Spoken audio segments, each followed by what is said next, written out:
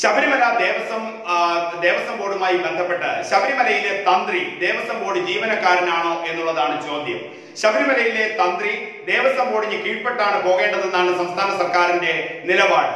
അല്ലെങ്കിൽ തന്ത്രിയെ മാറ്റും, തന്ത്രി രാജിവെച്ചു പോകണം എന്നതടക്കം നിരവധി ആവശ്യങ്ങൾ മുന്നോട്ട് വന്നിരുന്നു.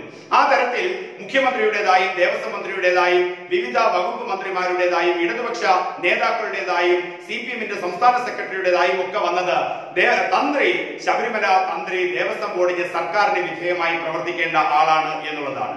അപ്പോഴുള്ള ചോദ്യം, ഈ ശബരിമല തന്ത്രി ദേവസ്വം ബോർഡ് ജീവനക്കാരനാണോ എന്നതാണ് ചോദ്യം. അങ്ങനെ സർക്കാരിന് വഴങ്ങി ശബരിമല തന്ത്രി മുന്നോട്ട് പോകണമെങ്കിൽ, ദേവസ്വം ബോർഡിന് വഴങ്ങി ശബരിമല തന്ത്രി മുന്നോട്ട് പോകണമെങ്കിൽ, ശബരിമല തന്ത്രി തിരുവിതാംകൂർ ദേവസ്വം ബോർഡ് ജീവനക്കാരനാണോ എന്നുള്ളതാണ് ചോദ്യം. ശബരിമല തന്ത്രി ദേവസ്വം ബോർഡ് ജീവനക്കാരനല്ല എന്ന് ദേവസ്വം മന്ത്രി കടകംപള്ളി സുരേന്ദ്രൻ നിയമസഭയെ അറിയിക്കുന്നു. അപ്പോൾ പിന്നെ ഇതുവരെ പറഞ്ഞത് എന്തിനാണ് ഈ പച്ചക്കള്ളം പറഞ്ഞത്? ദേവസ്വം ബോർഡ് ജീവനക്കാരനല്ല എങ്കിൽ ദേവസ്വം ബോർഡിന് വിധേയനായി ശബരിമല തന്ത്രി എങ്ങനെ മുന്നോട്ട് പോകും? ദേവസ്വം ബോർഡ് ജീവനക്കാരനല്ല എങ്കിൽ സർക്കാരിന് വിധേയനായി എങ്ങനെ ശബരിമല തന്ത്രി മുന്നോട്ട് പോകും?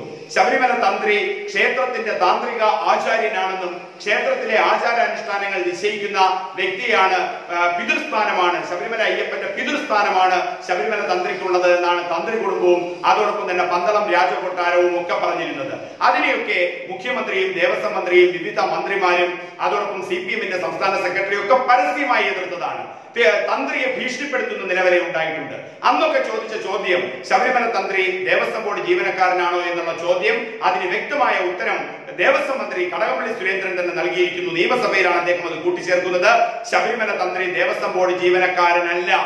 എന്നാൽ ദേവസ്വം മാനുവൽ പ്രകാരം മറ്റു ജീവനക്കാരെ പോലെ തന്നെയാണ്, ദേവസ്വം മാനുവലിനെയാണ് അദ്ദേഹം കൂട്ടുപിടിക്കുന്നത്. അപ്പോൾ ദേവസ്വം മാനുവലിന് കീഴിൽ ശബരിമല തന്ത്രി വരുമോ എന്നുള്ളത് ഇനിയും വീണ്ടും തർക്ക വിഷയമാവുകയാണ്. എന്തായാലും ശബരിമല തന്ത്രി ദേവസ്വം ബോർഡ് ജീവനക്കാരനല്ല എന്ന് ദേവസ്വം മന്ത്രി തന്നെ പറയുന്നു. ആചാര ലംഘനം ഉണ്ടായാൽ സ്വാഭാവികമായും ശുദ്ധിക്രിയ ചെയ്യാൻ ദേവസ്വം മാനുവൽ ഇക്കാര്യങ്ങൾ ശുദ്ധിക്രിയ ശുപാർശ ചെയ്യുന്നില്ല.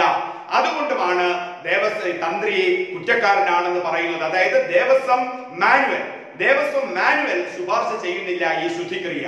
അങ്ങനെ അപ്പോൾ തന്ത്രി ദേവസ്വം മാനുവലിന് കീഴിൽ വരുമോ? ദേവസ്വം മാനുവൽ വിശ്വാസങ്ങളുടെ കാര്യത്തിൽ അതോടൊപ്പം തന്നെ അയ്യപ്പ വിഗ്രഹത്തിന്റെ കാര്യത്തിൽ, അവിടെ നടക്കുന്ന പൂജാതി കർമാദികളുടെ കാര്യത്തിൽ, അവിടെ നടക്കുന്ന മന്ത്രോച്ചാരണങ്ങളുടെ കാര്യത്തിലൊക്കെ ദേവസ്വം മാനുവലാണോ കാര്യങ്ങൾ നിശ്ചയിക്കുന്നത്? അയ്യപ്പന്, ശബരിമല ശ്രീധർമ്മ ശാസ്താവിന്, ശബരിമല അയ്യപ്പന് ഏതൊക്കെ മന്ത്രങ്ങളാണ് ചൊല്ലേണ്ടതെന്ന് ദേവസ്വം മാനുവൽ പറയുന്നുണ്ടോ? ഏതൊക്കെ തരത്തിൽ ആചാരങ്ങളാണ് നടത്തേണ്ടതെന്ന് ദേവസ്വം മാനുവൽ പറയുന്നുണ്ടോ? ശബരിമല അയ്യപ്പന്റെ അനുഷ്ഠാനങ്ങൾ എന്തൊക്കെയെന്ന് ദേവസ്വം മാനുവൽ പറയുന്നുണ്ടോ? അപ്പോൾ ശബരിമല അയ്യപ്പന് നടത്തുന്ന മന്ത്രങ്ങളെ കുറിച്ചോ പൂജകളെ കുറിച്ചോ ആചാരങ്ങളെ കുറിച്ചോ അനുഷ്ഠാനങ്ങളെ കുറിച്ചോ ദേവസ്വം മാനുവൽ പറയുന്നുണ്ടോ? ഇത്തരത്തിൽ നിരവധി ചോദ്യങ്ങൾ ഉയരുന്നുണ്ട്.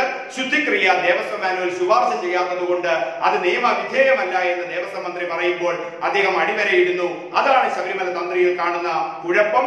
അല്ലാതെ ശബരിമല തന്ത്രി ദേവസ്വം ബോർഡ് ജീവനക്കാരനല്ല എന്ന് ദേവസ്വം മന്ത്രി നിയമസഭയിൽ അടിവരയിടുന്നു.